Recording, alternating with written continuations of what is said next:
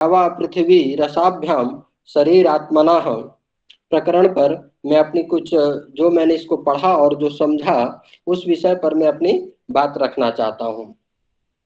तो सबसे पहले जब हम इस अहोरात्र वाद विमर्श को देखते हैं तो हमें लगता है कि इस विषय में दुनिया में जिस समय इस वाद का प्रवर्तन हुआ या इस वाद का लेखन कार्य हुआ उस समय पूरी दुनिया की परिस्थितियां कैसी थी, उस समय पूरी दुनिया के साहित्य में किस तरह के विचार प्रवर्तमान थे। क्योंकि जब हम उन विचारों को देखते हैं तब हमें इस चीज को समझने में थोड़ी सरलता होती है। तो मुझे लगता है कि एक आध बार हमें जो उस समय के तत्कालीन समय में किस किस प्रकार के सृष्टि विषयक सिद्धांत प्रवर्तित थे उस समय में, तो सबसे पहले हम देखते हैं कि उस समय सभी लोग जानते हैं कि विकासवाद जो सिद्धांत था दुनिया में उस वही बहुत ज्यादा प्रवर्तित था। और जो है लैमार्क का सिद्धांत था, जिन्होंने विकासवाद सिद्धांत दिया, उनके अनुसार था कि वातावरण के परिवर्तन से सृष्टि का विकास होता है। और उसके बाद उसके उसी क्रम में अगले जो विकासवाद के प्रवर्तक रहे चार्ल्स डार्विन, जिन्होंने द ओरिजिन ऑफ स्पीसीज नामक अपनी पुस्तक में कहा कि जीवों के प्रजनन की क्षमता अधिक होती है, इससे क्रमिक सृष्टि का विकास होता है। तो जब पूरी दुनिया में इसके अतिरिक्त और अन्य पाश्चात्य विद्वान थे, किसी ने जल से सृष्टि का निर्माण माना, किसी ने एक तत्व से माना, किसी ने दो तत्वों से माना, ऐसे अनेक विचार और विज्ञान में अनेक तरह की बातें थी।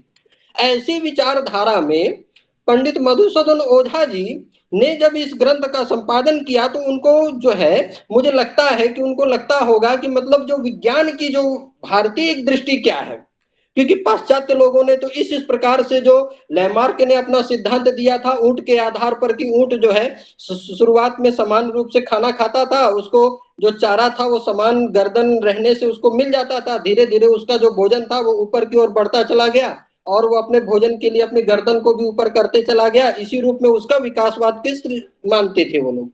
तो ये बहुत इस तरह के हसासतपद सिद्धांत थे या मतलब जो है वो तर्क सम्मत सिद्धांत नहीं थे।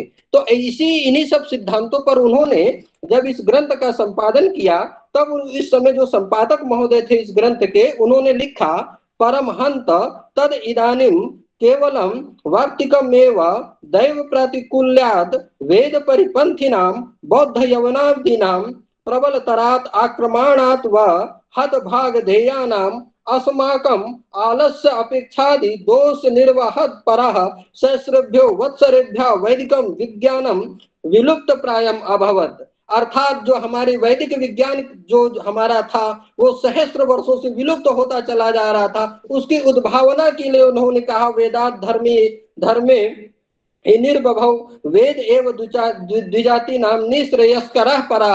अर्थात जो है हमारे वेदों में अगाध सृष्टि विषय ज्ञान है। तो इन्हीं सिद्धांतों को प्रतिपादित करने के लिए उन्होंने नासदी सूक्त को आधार बनाते हुए और अपनी बात को उन्होंने कहा, मेरा जो प्रकरण है ध्यावा पृथ्वी, इसमें जो नासदी सूक्त को आधार बनाया गया है, जो 10 वाद हैं, नासदी सूक्त के जितने भी मंत्र हैं उनको 10 वादों में विभक्त किया गया है।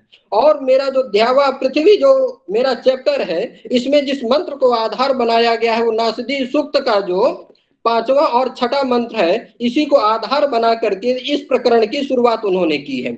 उन्होंने कहा तिरश्चिनो विततो रश्मि रेशाम अधा स्वित आसित उपरि स्विद आसित रेतो धा आसन महिमाना असन स्वधा अवस्थात प्रयति परस्तात। इस मंत्र को आधार बना करके उन्होंने जब इसकी व्याख्या करते हुए कहा कि जो है पूरी सृष्टि में ऋग्वेद के नासदी सूक्त में जिनका वर्णन प्राप्त होता है, नासद से प्रारंभ होने के कारण इस सूक्त को नासदी कहते हैं। सृष्टि विषयक सूक्तों में नासदी सूक्त का विशेष महत्व है। सृष्टि के रहस्य को अत्यंत गूढ़ कहा गया है। पंडित मधुसूदन ओझा जी ने नासदी सूक्त को आधार बनाकर 10 वादों की चर्चा की है। यद्यपि सूक्त के अंत में सो वेद यदि वा न वेद कहकर परमेश्वर के लिए सृष्टि का रहस्य अगम्य कहा गया है। और जो ये नासदी सूक्त है इसमें जो कल्पनाएं हैं सृष्टि की, उन कल्पनाओं को 3 भागों में जब विभाजित करके देखते हैं तो हमें इस प्रकरण को समझने में सरलता प्राप्त होती है।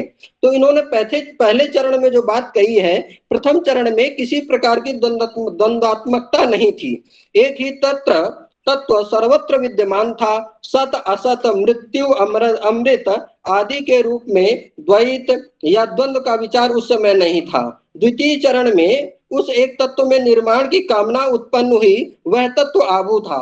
उपनिषदों में तदैक्षत सो अकामयत एको अहम बहुश्याम प्रजाएम आदि रूपों में कहा गया है।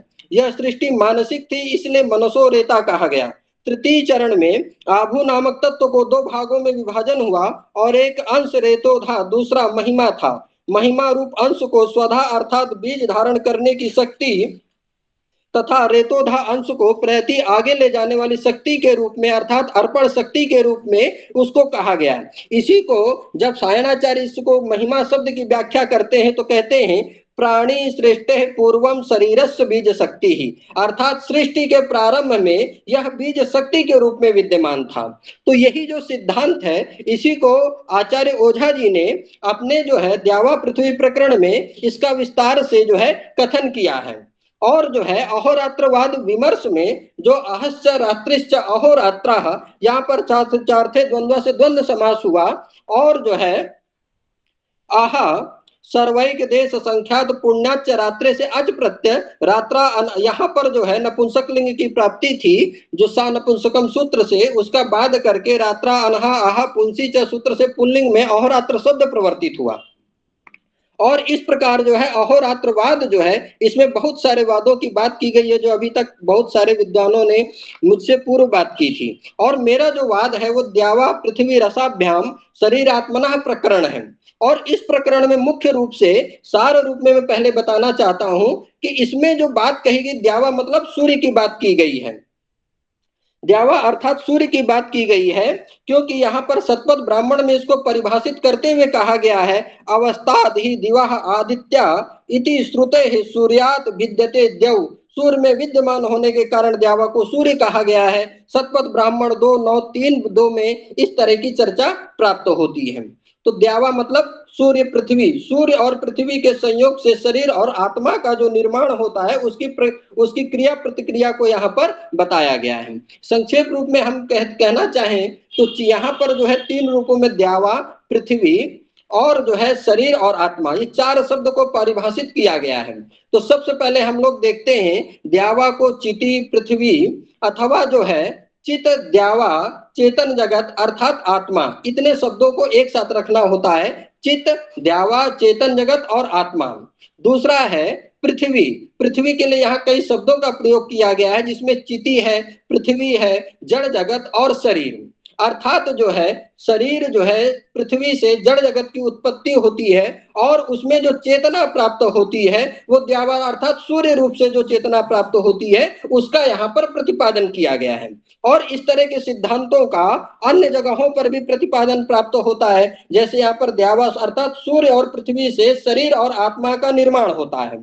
इसी 2 तत्व है यहाँ पर। इसी प्रकार अन्य उपनिषदों में भी भाव अभाव दिन रात्रि द्यावा पृथ्वी विद्या अविद्या सत असत मृत्यु अमृत अनेक रूपों में द्वैत की सिद्धि की गई है और द्वैत 2 रूपों से सृष्टि का निर्माण स्वीकार किया गया है।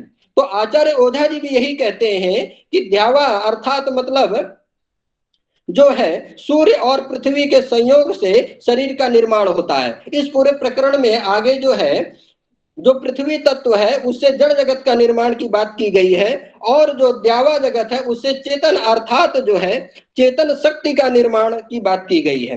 तो सबसे पहले हम लोग देखते हैं कि एयं पृथिव्यास्ति जगत प्रतिष्ठा वृत्तानुकारा अखिल भूत योनि साध्वी तथाध्या दिवोवत चौध्य तथाध्या च भवेत पृथिव्या, अर्थात येयम पृथिव्या अस्ति जगत प्रतिष्ठा, यह जो पृथ्वी है यह संपूर्ण संसार की आधारभूत है।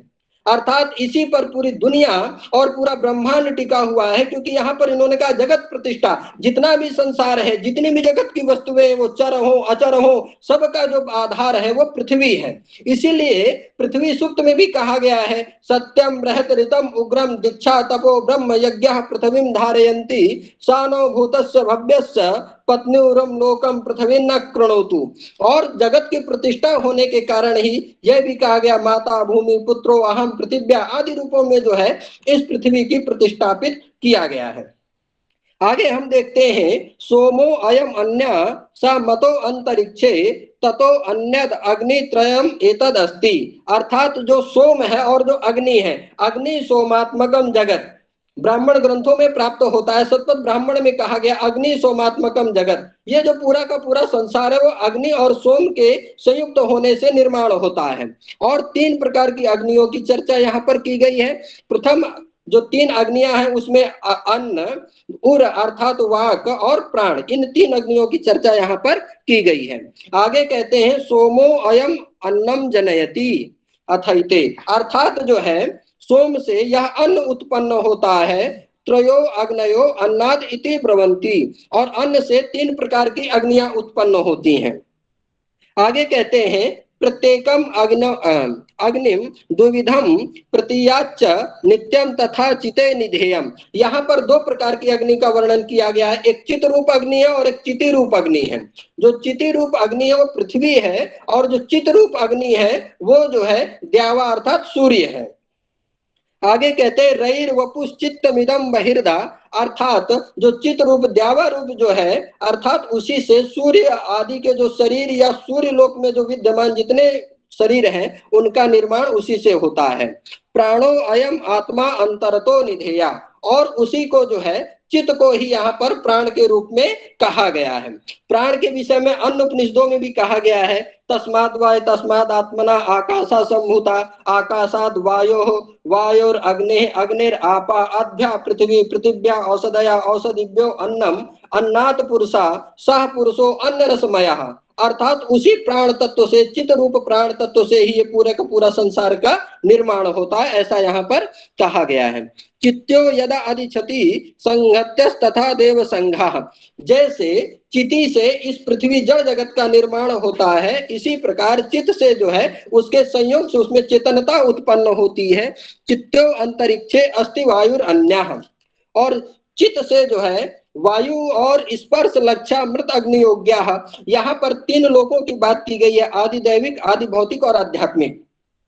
तो जो पंच महाभूत है उनके निर्माण से आदि भौतिक जगत का निर्माण होता है, जिसमें जो है सूर्य और जो है द्यावा अर्थात सूर्य और पृथ्वी के संयोग से आदि भौतिक जगत बनता है। आगे दूसरा जो इसमें बात की गई है प्राणो निधेया चिते स भूमो अग्नि प्रसिद्धा स देवेंद्र उक्ता, तो यहाँ पर जो आदि भौतिक है उसी को देवेंद्र नामक जो है उन्होंने इस बात को कहा है। दूसरा जो लोक है चित्तो अंतरिक्षे अस्ति स वायुर अन्य स स्पर्श लक्षा मृत अग्नि योग्य, दूसरा जो आदि दैविक लोक है वो चित्त से निर्मित होता है। चिते निधेय पुनः अन्यद वायु हो, चित्त के द्वारा जो है वायु प्राणो अस्पृशन सो अखिल देव योग्य, जो दूसरा दिवलोक है आदिदैविक लोक उसमें भी इसी से निर्माण स्वीकार किया गया है। और यहाँ पर प्राण रूप जो चित्त है उसी से यहाँ पर चेतना का निर्माण की बात की गई है। आगे कहते हैं दिव्यात्मनो दैविकम अस्ति देहम भौमात्मनो भौतिकम एतद आहो, दिव्यात्मना दैविकम, जो दिव्य आत्माएं हो आदि दैविक लोक में रहते हैं, और जो आध्यात्मिक है वो भौतिकम आहो, जो आदि भौतिक है उसको भौतिक शब्द से यहाँ पर कहा गया है। अब यहाँ आदि भौतिक का निर्माण कैसे होता है तो कहते हैं आकाश वायु अग्नि जलानि मृत सा पंचेह भूतानि भवन्ति पृथिव्याम एकैक भेदे च भवन्ति भेदा नाना विधेस्तर निश्चितास्ति पृथ्वी, अर्थात जो आकाश वायु अग्नि जल और मृत अर्थात मिट्टी, इन्हीं से जो है पंच भौतिक जो आदि भौतिक जो शरीर है उसका निर्माण होता है। और कहते एक भेदे च भवंती, तो यहाँ पर जो 5 तत्व हैं उसमें सबके बहुत बहुत सारे भेद स्वीकार यहाँ पर किए गए हैं, इसीलिए जो है यहाँ पर कहा गया है। लेकिन एक समस्या उत्पन्न होती है कि आकाश के भेद को कैसे स्वीकार किए करेंगे, क्योंकि यहाँ पर तो आकाश की भी चर्चा की गई है। तो कहते हैं पंचदशी में एक कारिका प्राप्त होती है कि भूमौ कट कटा शब्दा काठिन्यम स्पर्श इष्यते, अर्थात जो कट कट का शब्द होता है, जैसे आप पृथ्वी पर आप कुछ भी टच करिए, हाथ को टच करिए तो कट कट शब्द आता है, अर्थात वहां पर ये कहा गया है कि भूमि पृथ्वी का भी जो शब्द है वो आकाश को स्वीकार कर लिया गया है, इसलिए यहाँ पर उसके भी भेद की चर्चा की गई है। इसके आगे कहते हैं एकैक भेदा च भवन्ति भेदा, इनके एक एक के भी बहुत सारे भेद प्राप्त होते हैं। जैसे पृथ्वी के ही बहुत सारे जो है वेदांत में जो है 4 प्रकार से इसका विभाजन किया जाता है, जरायुज अंडज स्वेदज उद्भिज आदि रूपों से सृष्टि के प्रक्रिया को माना गया है, जिसमें जो है जरायुज में कहा गया पशवश्च मृगाश्च व्यालश्च उभयतोदया रक्षांसी च पिशाचाश्च मनुष्याश्च जरायुजा, अर्थात ग्रामीण पशु जंगली और जो है दो दांतों वाले राक्षस पिशाच आदि जो मनुष्य हैं वो सारे के सारे मनुष्य योनि संपूर्ण जरायुज में गिनी जाती है। और अंडज में अंडजा पक्षिणा सर्पाह नकरा मत्स्याश्च कच्छपाह आदि जो है इन सब को जैसे पक्षी सांप घड़ियाल मछली आदि को जो है अंडज रूप में स्वीकार किया जाता है। इसी प्रकार स्वेदज अर्थात पसीने से जो इत्यादि जो उत्पन्न होते हैं प्राणी उनको स्वेदज माना जाता है। और इसके बाद जो है चौथे रूप में भी उद्भिज को स्वीकार किया जाता है। उद्भिज के रूप में जो है वृक्ष वनस्पतियों को माना जाता है। इस प्रकार हम देखते हैं कि पृथ्वी आदि के भी भेद है। पृथ्वी में न्याय वैशेषिक के अनुसार 14 गुण रहते हैं। इसी प्रकार जल में भी रहते हैं, तेज में भी, तो इनके विभिन्न प्रकार के भेदों की चर्चा भी यहाँ पर की गई है। संसृज्य सत्वम सृजतस्ततो अस्मिन् आत्मा द्वयम भाति वपुर द्वयम, अर्थात यहाँ पर जो है दो चीजें हैं। चित्त से यहाँ पर जो है चित अर्थात पृथ्वी से जड़ जगत का निर्माण होता है, चित अर्थात द्यावा से चेतन जगत का निर्माण स्वीकार किया गया है। तो इन दोनों के आपस से जो तीन लोक की चर्चा की, आदि भौतिक शरीर, आदि दैविक शरीर और आध्यात्मिक शरीर, तो ये जो तीन प्रकार के जो शरीर की चर्चा यहाँ पर की गई है, तो तीनों में क्या है, चित और चिति अर्थात पृथ्वी से जड़ जगत का निर्माण होता है तीनों में, और जो है चित से ध्यावा अर्थात चित अर्थात सूर्य से चेतन जगत का निर्माण होता है। और उसमें जो है अब मान लीजिए कि शरीर का निर्माण तो हो गया, किसी भी लोक में तीनों लोकों में शरीर का निर्माण तो हो गया, लेकिन चेतना का जो स्वीकार की गई है वो ध्यावा के द्वारा ही, ध्यावा अर्थात चित और चित अर्थात चेतन तत्व, तो उससे चेतना प्राप्त होती है जिससे इस संपूर्ण जगत में जो है चेतना और जड़ दोनों चीजों की एक साथ जो है इसमें प्राप्ति होती है, तभी सृष्टि चल पाती है। इसी तरह अन्य भी भारतीय दार्शनिक परंपरा में भी सांख्य योग ने भी स्वीकार किया है कि पुरुष और प्रकृति से दो चीजों से सृष्टि का निर्माण वो लोग भी स्वीकार करते हैं। इसी प्रकार अन्य दार्शनिक संप्रदायों में भी सृष्टि निर्माण की चर्चा की गई है। तो यहाँ पूरे इस प्रकरण को पढ़ने के बाद ऐसा प्रतीत होता है कि इस प्रकरण के आधार पर हम ये कह सकते हैं कि आचार्य पंडित मधुसूदन ओझा जी ने जो है सृष्टि का जो वैदिक विज्ञान का जो वैदिक रहस्य था उसको उद्भाषण किया, उसको प्रकाशित किया, और उसको प्रकाशित करके पूरी दुनिया के समक्ष जो है उन्होंने कहा कि दो तत्वों से सृष्टि का निर्माण होता है, एक चित है और चिति है, उसी को द्यावा पृथ्वी के द्वारा कहा गया है। तो इसी रूप में जो है इस पूरे प्रकरण में बात की गई है।